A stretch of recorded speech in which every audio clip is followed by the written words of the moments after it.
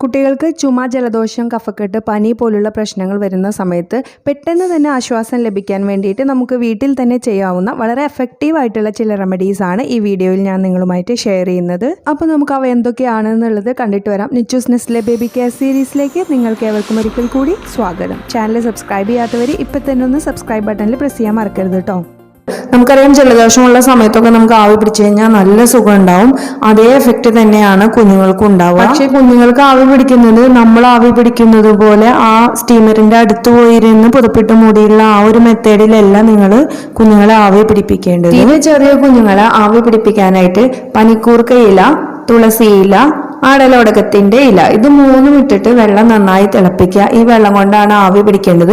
ആവി പിടിക്കുമ്പോൾ നമ്മൾ ചെയ്യണ പോലെ ഡയറക്റ്റ് ആയിട്ട് ആവി പിടിക്കാതെ നിങ്ങൾ ബെഡിൽ ഇരുന്ന് കുഞ്ഞിനെ മടിയിൽ വെക്കുക. നിങ്ങളിൽ നിന്നും കുറച്ച് ഡിസ്റ്റൻസ് ഇട്ടിട്ട് ടേബിളിലോ ചെയറിലോ എങ്ങാനുമാണ് സ്റ്റീമറോ ഈ വെള്ളമോ വെക്കേണ്ടത്. ഇങ്ങനെ ആവി പിടിപ്പിക്കുമ്പോൾ അധികം വലിയ റൂമല്ലാത്ത ഒരു ചെറിയ റൂമിലോ അല്ലെങ്കിൽ ബാത്റൂമിലോ ഒക്കെ, അതുപോലെ സ്പേസ് കുറഞ്ഞിട്ടുള്ള ഒരു സ്ഥലത്ത് വാതിലടച്ചിരുന്ന് ചെയ്യുകയാണെന്നുണ്ടെങ്കിൽ കുഞ്ഞിന് നല്ല ആശ്വാസം കിട്ടും. ആ സ്റ്റീം ആ റൂമിൽ ഫുള്ളായിട്ട് നിറഞ്ഞിട്ട് കുഞ്ഞത് ശ്വസിക്കുമ്പോൾ കുഞ്ഞിന് നല്ല ആശ്വാസം ലഭിക്കും. പല വെറൈറ്റി സ്റ്റീമറുകൾ വിപണിയിൽ അവൈലബിൾ ആണ്. അപ്പോൾ ഇതുപോലുള്ള സ്റ്റീമർ നമ്മുടെ കയ്യിൽ ഒരെണ്ണം ഉണ്ടെന്നുണ്ടെങ്കിൽ നമുക്ക് ഇടയ്ക്കിടയ്ക്ക് കുഞ്ഞുങ്ങൾക്ക് ആവി പിടിക്കാനും നമുക്ക് ആവി പിടിക്കാനും ഒക്കെ വളരെ യൂസ്ഫുൾ ആണ്.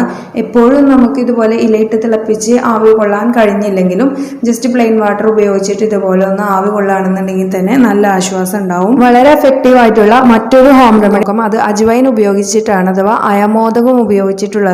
അപ്പോൾ ഇതിന് വേണ്ടിയിട്ട് നമ്മളൊരു 2 ടേബിൾ സ്പൂണോളം അയമോദകം, ഒപ്പം തന്നെ ഒരു 1/4 ടീസ്പൂണോളം ചെറിയ ജീരകവും ഒരു 2 അല്ലി വെളുത്തുള്ളി കൂടെ എടുത്ത് ചതയ്ക്കുക. വെളുത്തുള്ളി എന്ന് പറയുമ്പോൾ നമ്മൾ ആ ചൈനീസ് വെളുത്തുള്ളി വലിയതല്ല, ചെറിയ തരം നാടൻ വെളുത്തുള്ളി 2 അല്ലി കൂടെ എടുക്കുക. അതൊന്ന് ചതച്ചിട്ട് ഇവ മൂന്നും കൂടെ ഒന്ന് ചെറുതായി ഒന്ന് റോസ്റ്റ് ചെയ്യുക. തീ കുറച്ച് വെച്ച് വേണം റോസ്റ്റ് ചെയ്യാൻ, പെട്ടെന്ന് കരിഞ്ഞു പോകും. അതുകൊണ്ട് ചെറിയ തീയിലിട്ടൊന്ന് ഇത് നന്നായി വറുത്തെടുക്കുക. ഒരുപാട് നേരമൊന്നും വറുത്തെടുക്കേണ്ട ആവശ്യമില്ല. ഈ അയമോദകവും നല്ല ജീരകവും അതുപോലെ ഈ വെളുത്തുള്ളിയും എല്ലാം ഒന്ന് നന്നായി ചൂടായി വരുമ്പോൾ നല്ലൊരു സ്മെല്ല് വരും.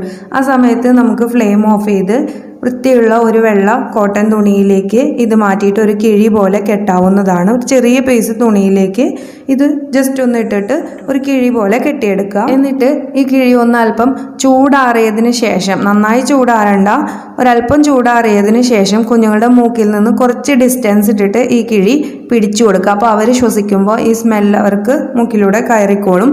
ഇത് കഫക്കെട്ടിന് വളരെ നല്ലതാണ്. ലങ്സിലുള്ള കഫമൊക്കെ ഉരുകി വരുന്നതിന് വളരെ യൂസ്ഫുൾ ആയിട്ടുള്ള ഒരു ടിപ്പാണ്. അതുപോലെ ഒരു 2-3 മാസമൊക്കെ ആയ കുഞ്ഞാണെന്നുണ്ടെങ്കിൽ ഒരു സഹിക്കാവുന്ന ചൂടിൽ, കുഞ്ഞുങ്ങൾക്ക് സഹിക്കാവുന്ന ചൂടിൽ ഈ കിഴി നെഞ്ചത്തൊക്കെ ഒന്ന് പതിയെ വെച്ചു കൊടുക്കുക. ഇങ്ങനെ ചെയ്യുന്നത് നെഞ്ചിലെ കഫം കുറയുന്നതിന് വളരെയധികം ഹെൽപ്ഫുൾ ആണ്. ഇത് ചെയ്യുമ്പോൾ ചൂട് അധികമില്ല എന്നുള്ളത് നമ്മുടെ കയ്യിൽ വെച്ച് കൺഫേം ചെയ്തതിന് ശേഷം മാത്രമാണ് ചെയ്യേണ്ടത് കേട്ടോ. ഇനി കുഞ്ഞുങ്ങൾക്ക് ഇത് സ്മെല്ല് ചെയ്യാനായിട്ട് പിടിച്ചു കൊടുക്കുമ്പോൾ അവർ സമ്മതിക്കുന്നില്ല എന്നുണ്ടെങ്കിൽ ഉറങ്ങുന്ന സമയത്ത് അവരുടെ തലയുടെ അടുത്തായിട്ടുള്ള ഭാഗത്ത് ശ്രദ്ധാപൂർവം നിങ്ങളിത് പിടിച്ചു നിൽക്കുക കുറച്ച് നേരം. അപ്പോൾ അവർ ശ്വസിച്ചു. ഇനി അടുത്ത റെമഡി നമുക്ക് നോക്കാം. നമുക്ക് എല്ലാവർക്കും അറിയാവുന്ന കാര്യമാണ്, പനിക്കൂർക്കയിലെയും തുളസിയിലെയും ഒക്കെയാണ് പണ്ട് കാലം മുതലേ നമ്മുടെ കുഞ്ഞുങ്ങൾക്ക് കഫക്കെട്ടിനും ജലദോഷത്തിനും ഒക്കെ പരമ്പരാഗതമായി നമ്മൾ കൊടുത്തു വന്നിരുന്നത്. വളരെ എഫക്റ്റീവ് ആയിട്ടുള്ള ഒരു റെമഡിയാണിത്. അപ്പോൾ ഇതെങ്ങനെയാണ് ചെയ്യേണ്ടത് നോക്കാം.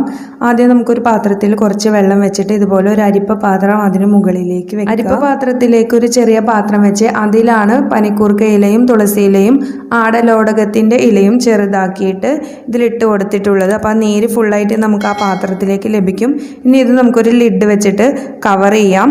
ഫ്ലെയിം ഓൺ ചെയ്ത് വെച്ച് കഴിഞ്ഞാൽ വളരെ പെട്ടെന്ന് തന്നെ ഈ ഇലകളെല്ലാം തന്നെ നന്നായിട്ട് വാടി കിട്ടും. ഗ്ലാസ് ലിഡ് ആയതുകൊണ്ട് തന്നെ നമുക്ക് പെട്ടെന്ന് ഇലകൾക്ക് ചേഞ്ചസ് വരുന്നത് കാണാൻ സാധിക്കും. എന്നിട്ട് ആ നീരൊന്ന് ജസ്റ്റ് കൈ ഉപയോഗിച്ച് നമ്മൾ ആ ഇലകൾ പിഴിഞ്ഞെടുത്തു കഴിഞ്ഞാൽ നമുക്ക് ഇതുപോലെ കളറിലുള്ള ഒരു നീര് ലഭിക്കും. ഈ നീരാണ് കുഞ്ഞുങ്ങൾക്ക് നമ്മൾ കൊടുക്കേണ്ടത്. ഈ നീരിൽ നിന്ന് 1 ടീസ്പൂൺ വെച്ചിട്ട് 3 നേരം കുഞ്ഞുങ്ങൾക്ക് കൊടുക്കാം.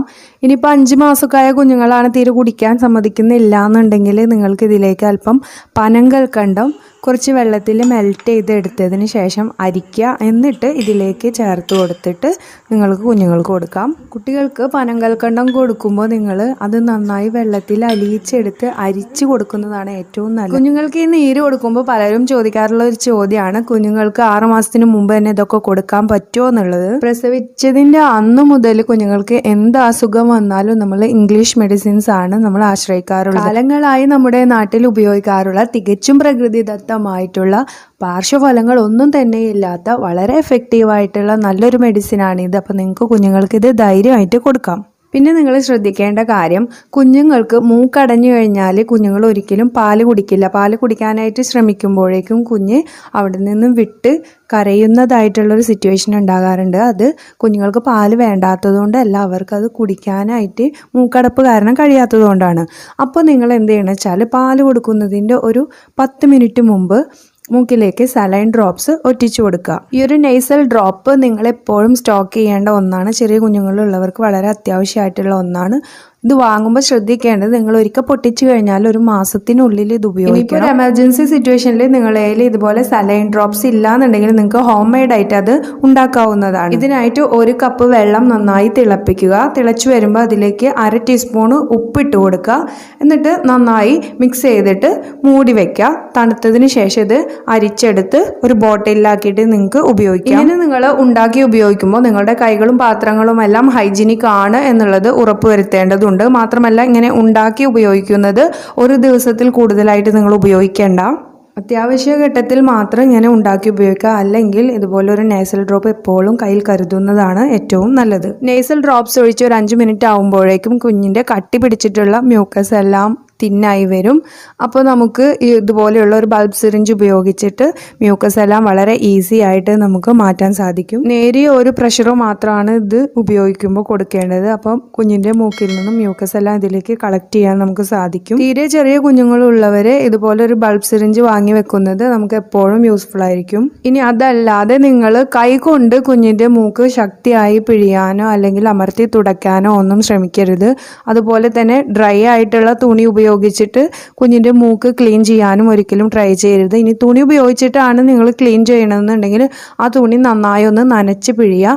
അതിനുശേഷം സോഫ്റ്റായിട്ട് പതിയെ ശ്രദ്ധിച്ച് വേണം മൂക്ക് ക്ലീൻ ആക്കാനായിട്ട്. ഏകദേശം ഒരു 4 വയസ്സ് വരെ കുഞ്ഞുങ്ങളുടെ റെസ്പിറേറ്ററി സിസ്റ്റം പൂർണ്ണമായിട്ടും ഡെവലപ്പ് ചെയ്യാത്തത് കൊണ്ട് തന്നെ ഈ ഒരു സമയത്ത് കുഞ്ഞുങ്ങൾക്ക് അടിക്കടി അസുഖങ്ങൾ വരുന്നത് അത്ര ഭയപ്പെടേണ്ട കാര്യമില്ല. തികച്ചും കോമൺ ആയിട്ടുള്ള ഒരു കാര്യമാണ്. ബേബീസ് ഉള്ള സ്ഥലങ്ങളിലേക്ക് അസുഖമുള്ള ആളുകൾ വിസിറ്റ് ചെയ്യുന്നത് കുറയ്ക്കുന്നതാണ് നല്ലത്. കുഞ്ഞു മാത്രമല്ല, അമ്മയും ഈ കാര്യത്തിൽ ഒരു കെയർ എടുക്കുന്നത് നല്ലതാണ്. അപ്പോൾ ഇത്തരത്തില് പകർന്ന് കിട്ടുന്ന അസുഖങ്ങൾ ഒഴിവാക്കാനായിട്ടുള്ള വളരെ നല്ലൊരു റെമഡിയാണ് നമ്മുടെ ചുവന്നുള്ളി ഉപയോഗിക്കുന്നത്. അതായത് കുഞ്ഞിന്റെ റൂമിൽ നമ്മൾ ഒരു ചെറിയ ബൗളിൽ കുറച്ച് ചുവന്നുള്ളി അരിഞ്ഞ് ഡെയിലി വെക്കുക.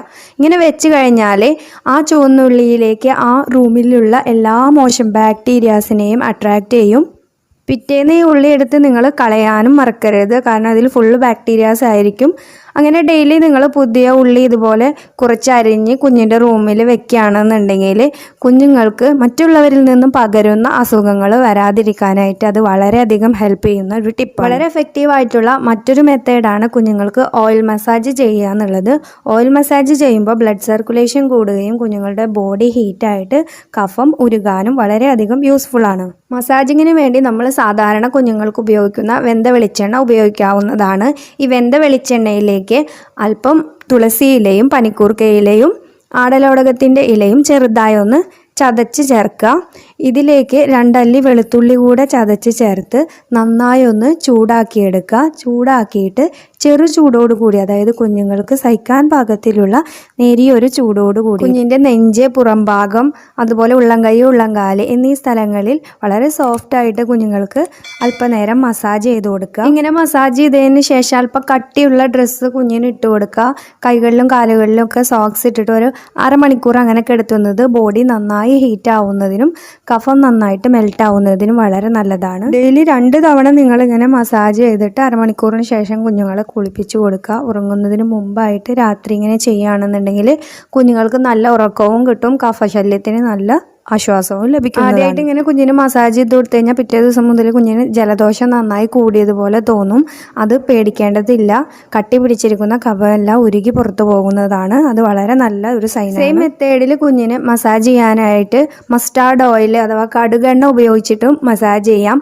കുഞ്ഞിൻ്റെ ബോഡി ഹീറ്റ് ചെയ്യിക്കാനായിട്ട് വളരെ നല്ല ഒന്നാണ് കടുകെണ്ണ ഉപയോഗിച്ച് മസാജ് ചെയ്യുന്നത്. കടുകെണ്ണ മാത്രം ചൂടാക്കിയും ഉപയോഗിക്കാം. അതല്ലെങ്കിൽ ഇലകൾ ചേർത്ത് ചൂടാക്കിയിട്ട് വേണമെങ്കിലും നിങ്ങൾക്ക് ഉപയോഗിക്കാവുന്നതാണ്. ജലദോഷം മൂക്കടപ്പൊക്കെയുള്ള സമയത്ത് കുഞ്ഞുങ്ങളെ കിടത്തുമ്പോൾ തലഭാഗം അല്പം ഉയർന്ന രീതിയിലാക്കിയിട്ട് കിടത്തുക.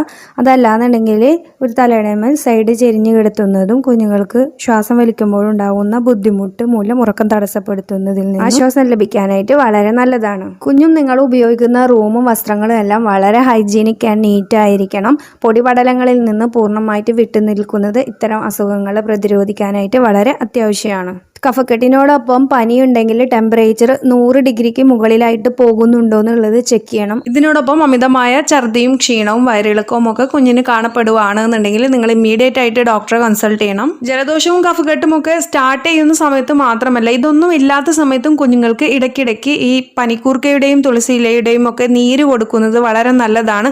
പെട്ടെന്ന് തന്നെ ഇത്തരത്തിലുള്ള അസുഖങ്ങൾ ഉണ്ടാകാനുള്ള സാധ്യത കുറയ്ക്കുന്നതിന് അത് വളരെ ഹെൽപ്പ് ചെയ്യും. വീഡിയോ നിങ്ങൾക്ക് ഹെൽപ്ഫുൾ ആയി എന്ന് കരുതുന്നു. നിങ്ങൾക്ക് എന്തെങ്കിലും ഡൗട്ട്സുകൾ ഉണ്ടെങ്കിൽ വീഡിയോക്ക് താഴെ കമന്റ് ചെയ്യാം. അതല്ലാന്നുണ്ടെങ്കിൽ ഇൻസ്റ്റാഗ്രാമിലോ FBയിലോ Nichusnest ഫോളോ ചെയ്തിട്ട് ഞാനുമായിട്ട് ഷെയർ ചെയ്യാവുന്നതാണ്. ഇതുപോലുള്ള യൂസ്ഫുൾ വീഡിയോസിനായിട്ട് ചാനൽ സബ്സ്ക്രൈബ് ചെയ്യാനും ഒപ്പം തന്നെ നിങ്ങളുടെ ഫ്രണ്ട്സിനും റിലേറ്റീവ്സിനും കൂടെ ഒന്ന് ഷെയർ ചെയ്ത് കൊടുക്കാനും മറക്കരുത്. മറ്റൊരു യൂസ്ഫുൾ വീഡിയോയുമായി നമുക്ക് വീണ്ടും കാണാം.